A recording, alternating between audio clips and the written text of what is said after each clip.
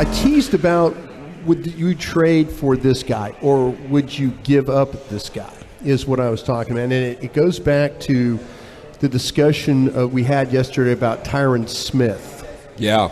And I reached out to Gang of Seven guys last night. That discussion was me saying he's hurt already. Right. This is a Porzingis situation, maybe even worse than Porzingis. Right. And they should look to move on. Yeah. And so I did. I reached out to the Gang of Seven guys, and 4 of them got back with me. I believe I had that right. But there's some interesting thoughts here about where they think the range of where you would maybe try and get what you could get for Tyron Smith if you're the Dallas Cowboys. And one of the gangs said they could probably get a third, but he's saying, I don't see them trading him. They still believe he can play at a high level, but he's playing below that. Not his fault he's broken down. Yeah, no, injuries aren't your fault. Yeah. But they are a reality. Yeah. I probably agree with that member of the Gang of Seven, Brian, because these Cowboys, they fall in love with people in their organization, and they wait like 3 years too late to move on from them. Yeah. So, that's the thing about it is that we always, every time you ever talked about the Cowboys, guys, right, Zach, Eric, when it was, who are the best players? It was always Tyron Smith. It was and then Zach Martin came along, and now it's Micah Parsons and stuff like that. But I think that, I agree with that gang member right there. Again, a third-round pick. Now, let me ask you guys this. Would you take a third-round pick for him right now? Yes. Yeah. In a heartbeat. Kenny's shaking his head no. The resident Cowboy fan over there shaking his head no. If this was a Cowboys team that was like on the cusp of, hey, we think we're about to do something, and their offseason showed that, hey, we feel like we are a team that is a few players away and we're bringing in talent and not watching talent leave the door, then I'd say, no, I'll take an 8 games out of Tyron Smith or whatever it is, as long as I can just have a healthy Tyron Smith for the playoffs. Absolutely, we're going all in here. But the Cowboys have conducted themselves like a team that is just okay with maybe winning the division, maybe getting to the playoffs, and probably out in the first round. That's what they've conducted themselves like. Maybe they surprise us. Maybe all these guys they brought in, all these draft picks and these cheap veteran dudes in free agency, these bargain bin free agents like they like to do, maybe they come in and they, holy smokes, we got a bunch of J-Ron Kerr signings here. We're rocking and rolling. Then I'll do some crow eating like Broaddus is going to do tomorrow after his crappy Mavs take today. But otherwise, Tyron Smith, what is Tyron Smith at this point? He's a guy that showed you in the final game of the season against San Francisco. He's clearly not the same player. And then he's also a guy that has played 2 games in 11 games in the last 2 years. And before that was guaranteed to miss 3 games. Yeah. Well, and on top of that, you've just drafted the quote-unquote Tyron Smith replacement. Who's the backup left guard right now? That's what and that's just one practice. Sure. Yeah. But your Tyler offensive Smith line is on the roster is going to be atrocious this year. But look, it's a team that it might. Whoa! You said atrocious? It's going to be bad this year. You think the offensive line for the Cowboys can be? If you make that move and you trade Tyron Smith. Okay. But here's the thing. There's nothing to tell you that he's really going to be available for anything more than half the season at best, right? He hasn't played a full season since 2015.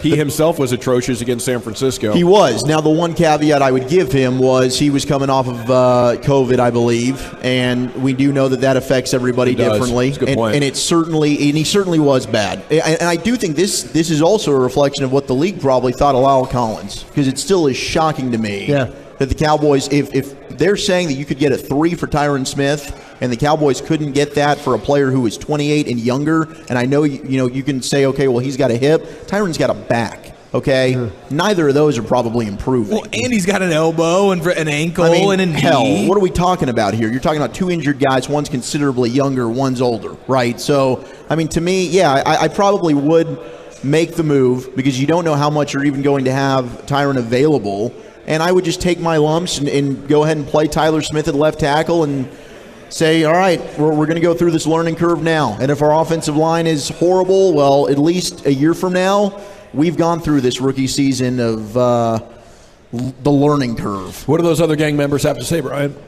Wow, there it goes again. Jeez. I feel great. I knew what you're doing. I'm not alone. That's the biggest surprise of the entire day. I'm the same way. He feels great. I feel great too. Next gang of member 7 said, I would have a hard time thinking a team would trade for him because of his durability concerns. If he got released, I'm sure there would be some interest, but I don't see the Cowboys getting anything from him. Only teams that fall in love with their players would value Tyron Smith right now. Or you sit tight and you wait for that training camp preseason or before trade deadline injury to a left tackle on a team that actually thinks they are going to win something this year, and they're in a pinch and they're like, oh God, we need a veteran guy. Who can we trade for right now? And you wait for that moment. Well, hell, Tyron might be that guy that's hurt.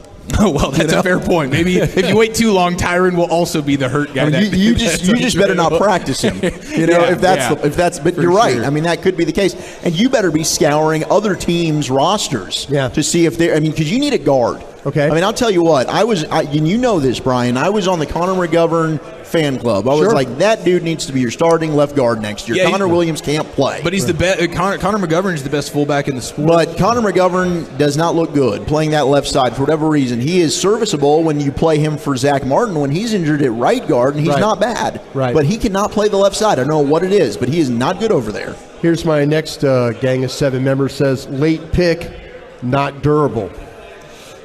Yeah. I mean, that's the MO now. I mean, that's who he is and what he does now. When you start thinking about Tyron Smith, he's synonymous with lack of durability and lack of availability. Yeah. So, I mean, that's just it's probably a little bit too late now. If the Cowboys were really smart, they'd have got ahead of this a year or two ago. Well, here's one you're actually going to like then. And this is a pretty prominent team that told me this one. They said, yes, you could probably get a second-round pick for him. Let's go. Well, who's that team?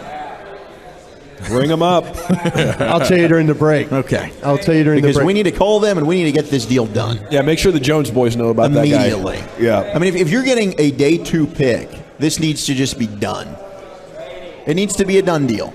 Thank you, Wolchuk. Yeah, because a big part of the question is not is he going to be healthy in 22, but the next time you're contending, 23, 24, whenever you decide to go for it again, that's added years. There's no way he's still going to be healthy. Yeah. You have a decent shot that he's going to play half the games for you this year, and it goes down probably 10 or 15% in subsequent years. So you're saying get this team on the phone right now? I think so. I think you need You're going to have a hole at left Don't act too desperate. Yeah, we're going to have a hole left tackle. Left guard, too? Or are you going to just are you going to move Smith? Are you just going to go ahead and bite the bullet and move Smith? Tyler Smith. We don't have a hole at left tackle. We have a hole at left guard because we're moving Tyler Smith to left tackle. And we're just going to have, I guess, yes. Connor McGovern, figure it the bleep out, and you're going to have to play left guard, buddy. That's reality in the NFL for teams. You're going to have patchwork offensive lines a lot of the time. Or realistically, what you're going to end up doing is probably making a trade with somebody else, and you bring in somebody else during, around the preseason. You scout and you do Will McClay does his job, and he goes and evaluates the other rosters and another team that has a surplus of, maybe a guard or something that you liked, and there might be somebody that you can sign. There are Darrell Williams out there or somebody that you can go and bring in.